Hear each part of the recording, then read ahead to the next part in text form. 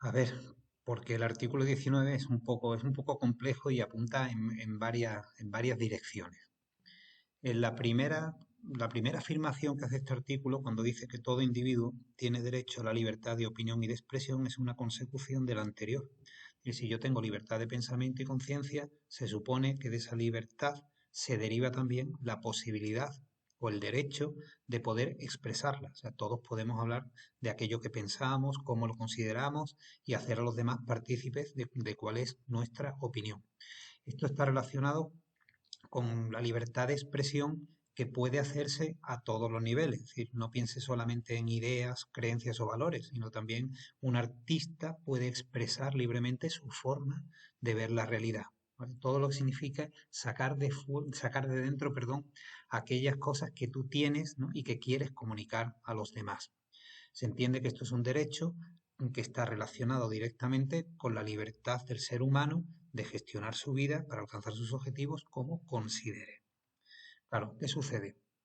Que si tú dices yo puedo expresar libremente aquello que considero, lógicamente debo hacerlo con la garantía de que no voy a ser insultado ni increpado por nadie. Es decir, el hecho de que yo piense algo, lo único que debe conllevar es que la otra persona, cuando escuche mi opinión, pues pueda reflexionarla, pueda criticarla, porque él también tiene derecho a su libertad de opinión y a su libertad de expresión, pero en cualquier caso lo que no debe entrar, por ejemplo, es en el insulto particular. Eso por una parte.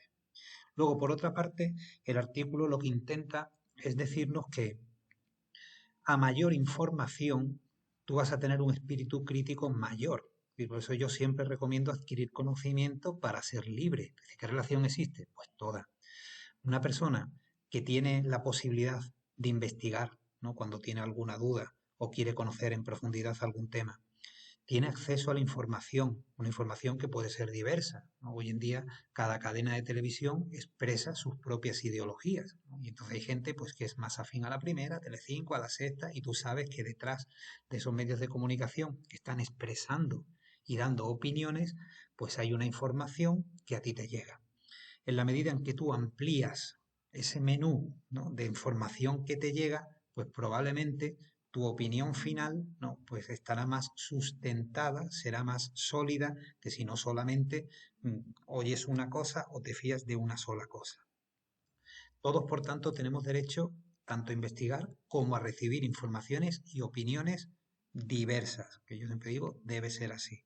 El ejemplo que pongo normalmente es ¿qué sería de tu vida si solo comieras hamburguesa? Bueno, porque te estarías perdiendo la posibilidad de disfrutar de una gamba o de una buena paella, ¿no? Por ejemplo.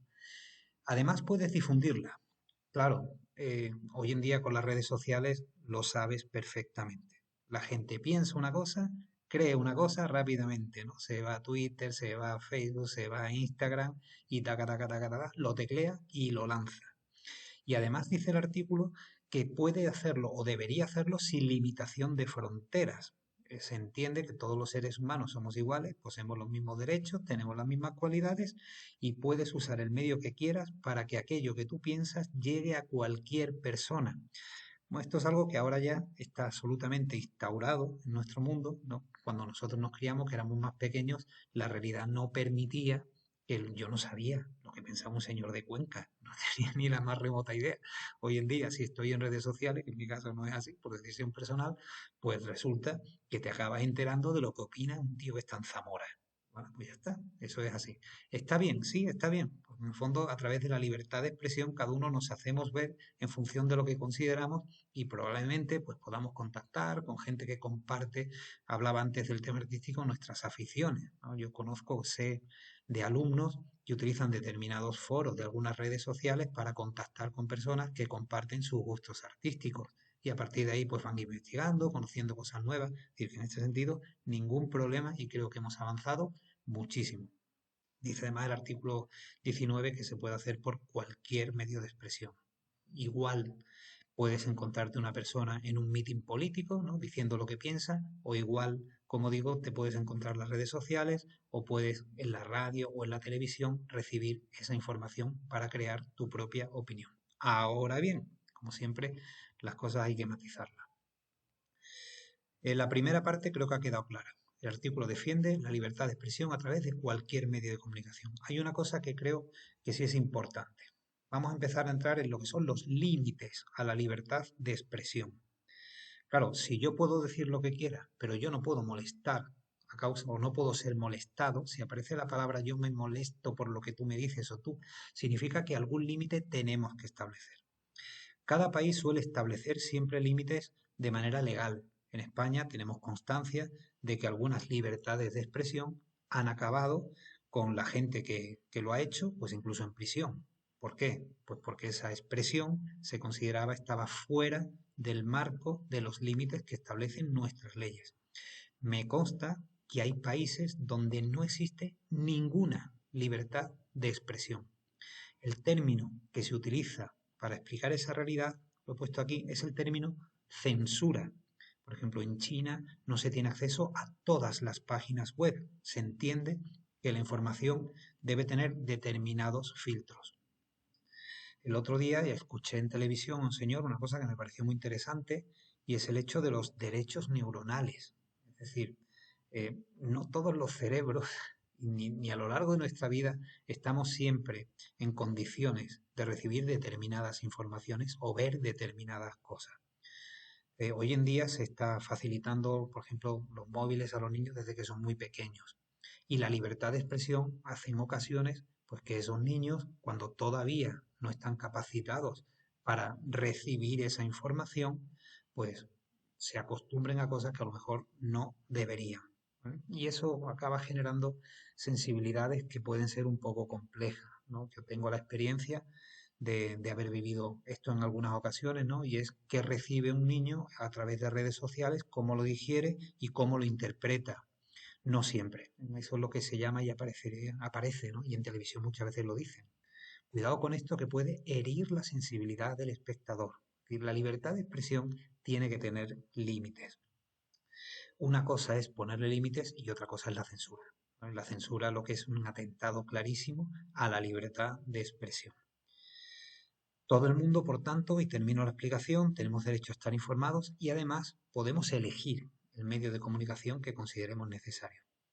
Si tú me preguntas, ¿existe alguna limitación de carácter universal que marque la ética respecto a la libertad de expresión que vaya más allá de lo que cada país determine? La respuesta es sí.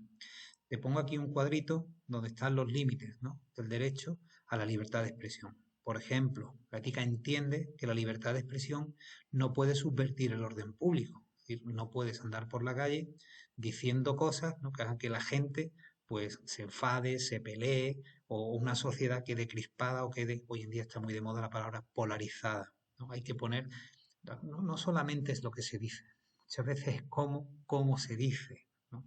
De manera que las personas que lo oigan, pues de alguna manera escuchen el mensaje y le den la posibilidad, pues no simplemente de enfadarse o cabrearse y subvertir el orden público, ¿no?, sino de analizar realmente.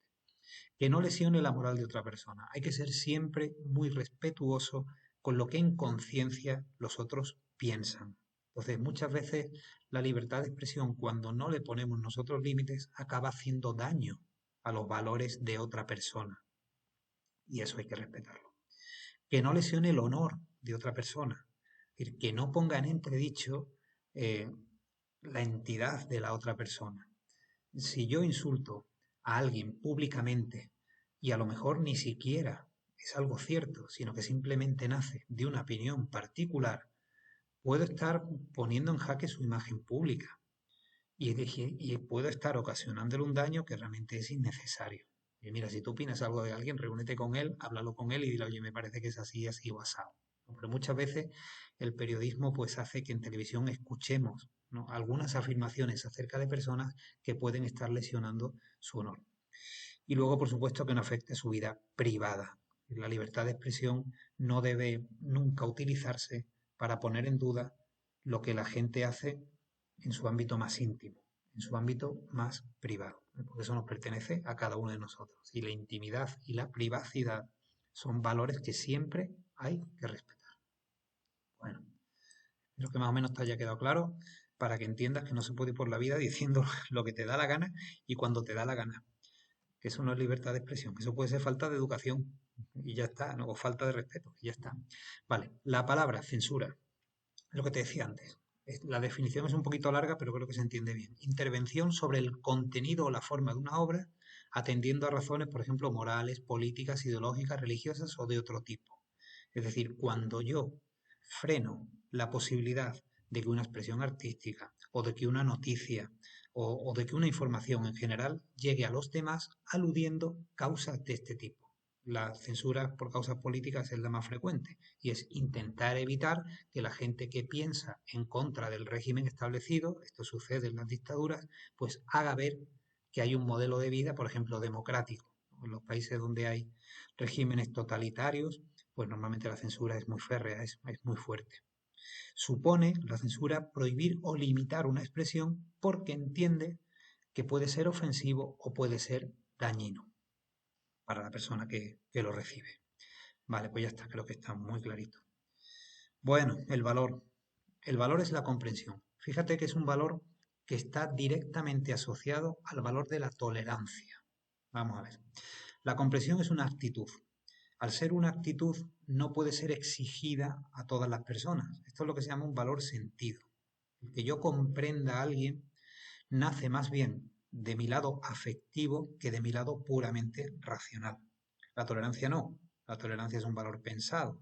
Es decir, cuando yo defino la tolerancia, que ya lo hicimos en su día, ¿no? Que es el respeto por los pensamientos, acciones y valores de otra persona, incluso cuando sean diferentes u opuestos a los míos, es el resultado de haber racionalizado este valor de la comprensión. ¿Es positivo? Sí, no es exigible a todo el mundo, pero sí es muy positivo. ¿Por qué? Porque si yo soy una persona comprensiva, probablemente cuando detecte en mi entorno actitudes, afirmaciones que son contrarias a los que mi educación o mis valores, ¿no?, me han hecho ver, seré capaz de justificar esa decisión. No digo que una persona comprensiva deba aceptar y dar como válido todo aquello que hace todo el mundo, no. Pero si una persona sí es comprensiva, probablemente entenderá mejor sus diferencias con los demás. Y aparte de la comprensión de la realidad del otro, pueden nacer valores maravillosos como son la empatía o como puede ser la simpatía, es decir, vincular nuestros afectos con los demás. Los seres humanos no solo somos razón pura, también tenemos, ¿no?, muchísimos valores que nacen de nuestras emociones, de nuestro corazón.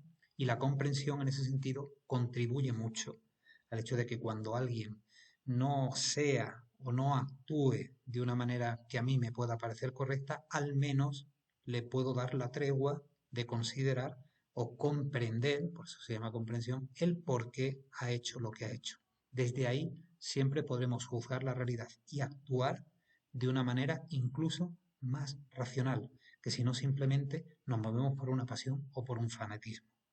La comprensión, por tanto, te obliga de alguna manera también a ponerte en el lugar del otro, igual que la empatía, te decía antes. Es un valor bonito, porque relaciona la parte emocional, pero también la parte racional.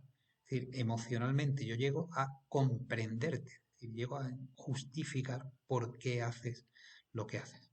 Bueno, pues nada, seamos todos más comprensivos. A lo mejor, si lo hacemos, nuestra libertad de expresión queda mucho más encauzada y queda mucho más dentro de los límites racionales. Y no le damos valor a cualquier cosa porque alguien simplemente quiera decirlo.